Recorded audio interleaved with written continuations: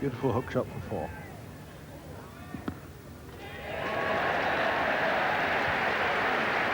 So a good 50 by David Gower. In a day of adversity here for England, successive 4s. And a generous round of applause from this crowd. So that means, of course, that New Zealand will now have to bat again. 153 for 6 with Gower on 53.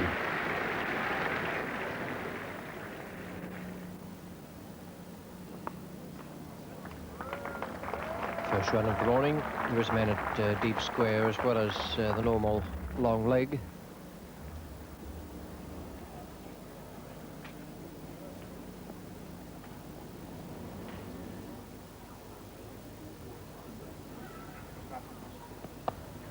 In the air, but safe. And 4 runs. It was nicely picked up, in fact, by David Gower. It wasn't a full-blooded hook. It was just a little flick away over square leg.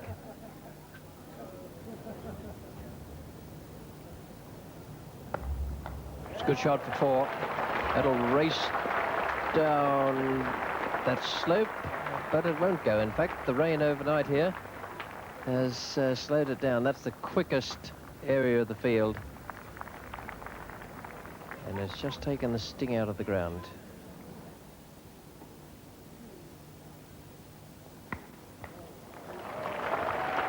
In the end, that turned out to be a triumph of a shot for Gower, but it did keep very, very low.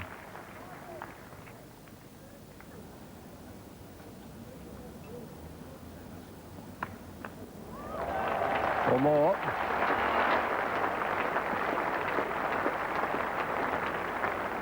Just gives himself a bit of room outside that off stump. The only way to counter that is to come around the wicket at him and cramp him for room. Ewan Chatfield.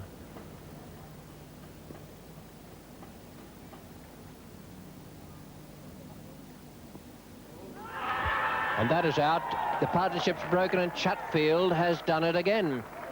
And Chatfield gets the edge, which the other bowlers have just failed to find. So every man has his day, and Chatfield's taken his 5th wicket.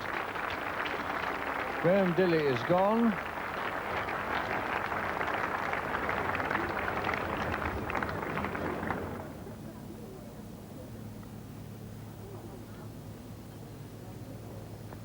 That's a lovely shot. Nice half volley, but treated in great style again by David Gower.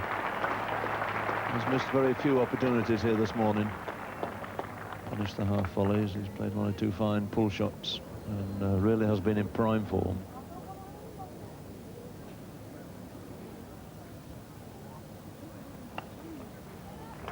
And Gower very quickly into the first run, hoping to come back for the second, decides against it. A wise decision.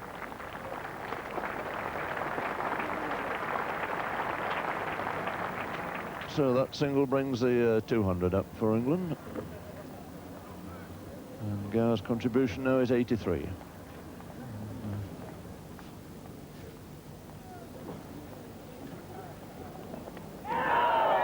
That's a good ball.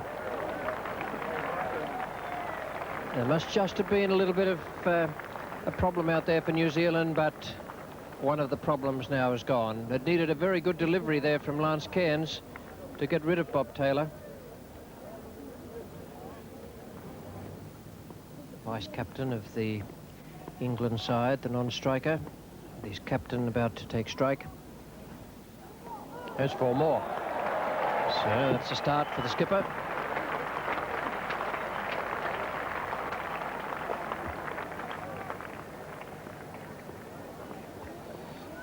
It's almost guaranteed that Bob Willis is going to push forward. And little inside edge, round the corner and 4 runs. Yes, that's going to be his favourite shot against every bowler, I would think.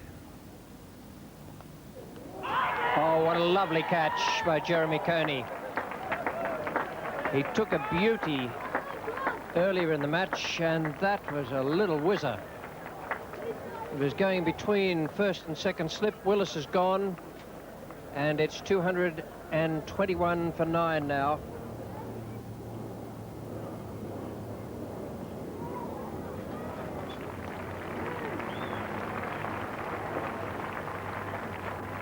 Only one ball for CAIRNS to face.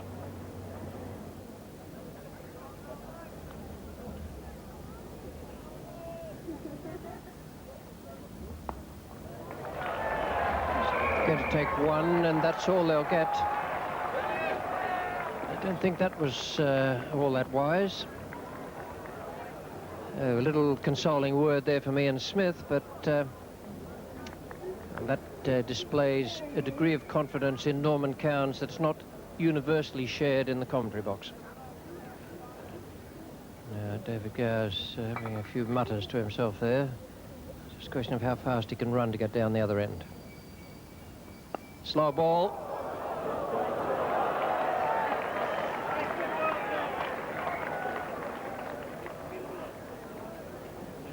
Please stay there for 3 more.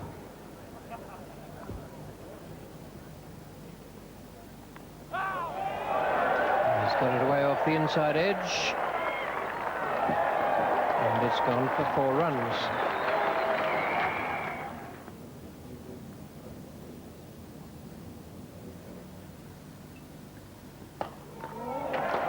It's 4 straight down the ground. And away, the bowler had to sacrifice that. He had to stop him getting down the other end, and if he picked up 4 runs, then that was just too bad. But CAIRNS now has the chance to bowl against CAIRNS once again. He's taken the single.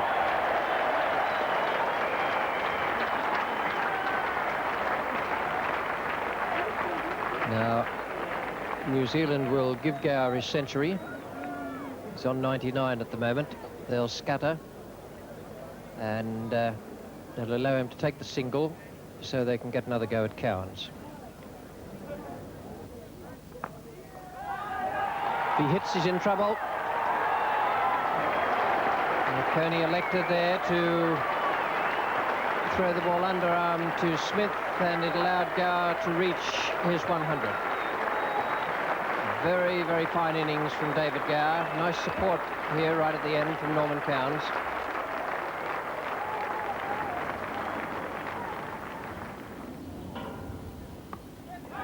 And he's caught it, beautifully caught low down by Crowe. Well, it really was a fine catch, went off the bat very quickly. It's another wicket for Lance CAIRNS. So England finish on 252 all out, and New Zealand then will require exactly 101 to win their first ever test match against England in this country. All the crowd here rising to David Gower. It really has been a brilliant innings. Came in at number 3. He's undefeated at the close out of that 252 score with 112. And this morning in particular, he's really found his touch. Played some glorious shots. And that has got to be one of the most important innings he's ever played for England. Indeed it was, and it was one of the finest things we've seen on this ground, and indeed in this summer, where Gower went on to that 112 not out. Good partnerships between Gower and Dilley, Gower and Taylor, and then that splendid last wicket job between David Gower and Norman CAIRNS, where Gower shielded him, and they took the total on to 252. The New Zealanders bowled well again. They stuck at their task. They knew they had to keep going. And the astonishing thing is that Richard Hadley was unable to take a wicket in either innings. None for 45. He beat the bat constantly, wasn't able to get a wicket. Ewan Chatfield, who is a great worker and a very good team man, finished with his best ever test figures, 5 for 95. Lance CAIRNS, 3 for 70. And Jeremy Kearney, 2 for 30. New Zealand needed just 101 to win this match for their first ever victory in a test in this country. And that's not many runs, but you do remember that the Australians didn't need many more in 1981 when Bob Willis bowled them out. Here he is now coming in, bowling the first over. It's the 5th ball, no runs on the board, and John Wright is taking straight. Well bowled. A nasty delivery there for Wright to face. Movement and lift.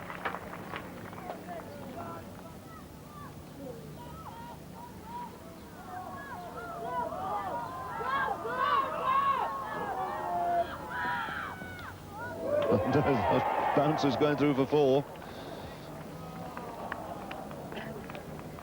4 byes. That helps New Zealand's cause a bit.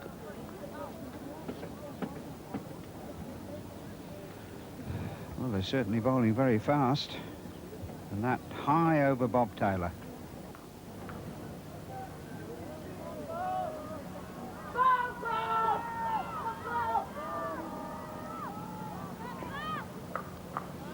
And he's gone, caught the gully. Simple catch there to Phil Edmonds.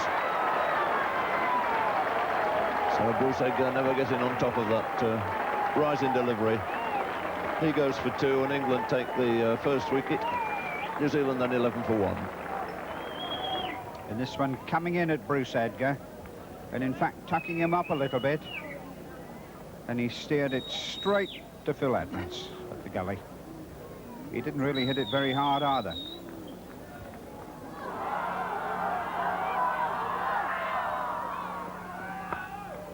And Howth immediately underway, pushing that easily away on the leg side for 2 runs.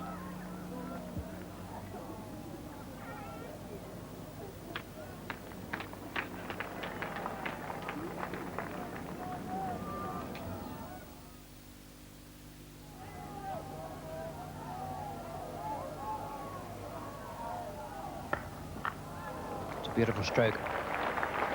That's what New Zealand must do, play their natural game, not bother looking at the scoreboard. If the ball's there to be hit, it must be struck firmly. If they just try and pick up the singles, then they'll get themselves into trouble.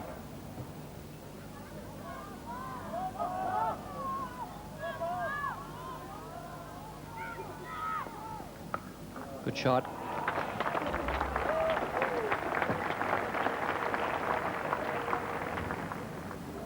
And a superb hook shot this by Jeff Howard. Perfect positioning.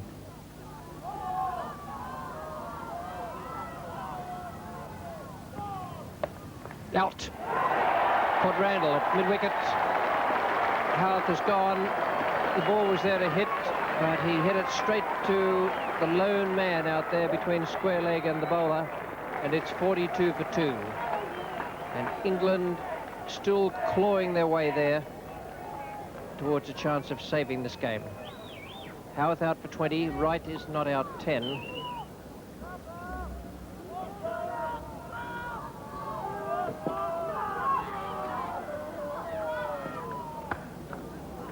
Nicely timed, won't go for 4.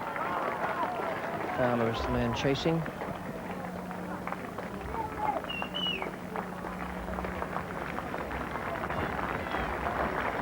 It's 52 for 2 now.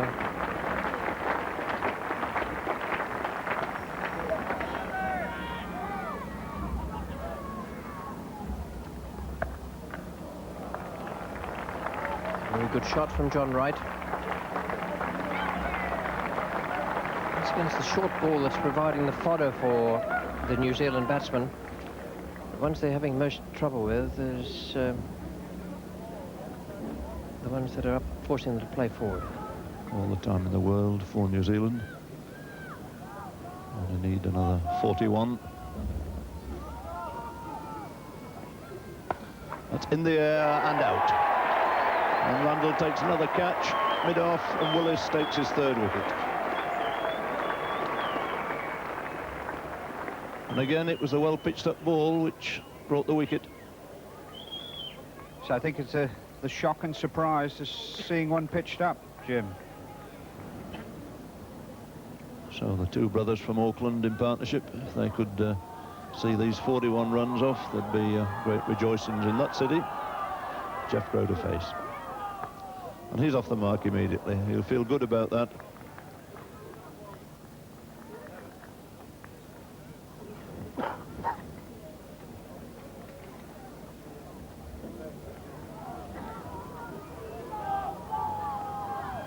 Willis again to Martin Crowe. And that's going to be the catch. And the umpire's given him out. Yes, I think there seem to be 2 definite clicks there. Martin Crowe goes. Good catch there by Alan Lamb, diving forward at short leg. And England again back in the game. 61 now for 4. 299 test wickets for Bob Willis. There's a little deflection from bat onto pad. and Alan Lamb leaping forward, just making the catch an inch or so off the ground. Here, this one well pitched up. Bob Willis bringing Martin Crowe forward. And that ball bouncing off the pad. And Alan Lamb diving in and catching it.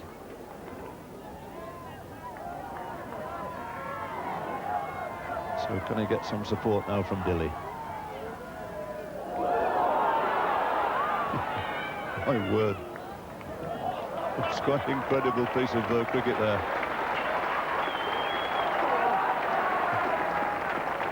Just about everything happening in the course of that ball, as I'm sure we'll see again. Ball coming in, moving miles down the leg side. Tremendous diving stop there by Fowler. Throws it in. Hits the wicket on the throw. Not an easy situation either for Bob Willis. I think he's got to keep going.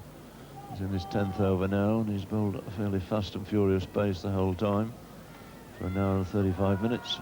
Probably like a break, but who could he trust?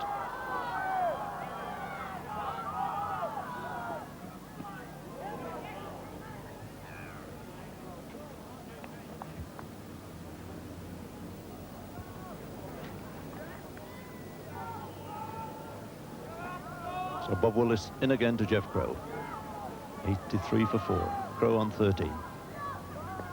And he's bowled him on the back foot, and a historic moment for Bob Willis, because his 5th wicket and also his 300th victim in Test match cricket, and now only Fred Truman stands ahead of him.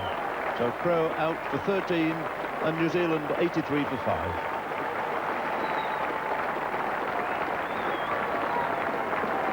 And what a slaughter it was, nipping back off the seam. And mentioning about the wicket takers, there's Bob Willis, risen now in the order. 4th, on the head of Underwood today with his fine spell. 7 behind Truman.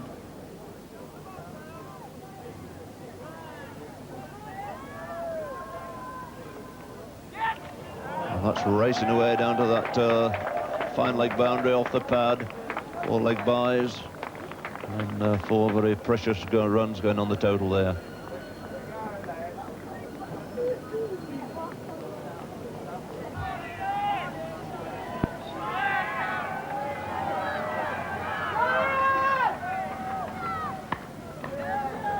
And that's it.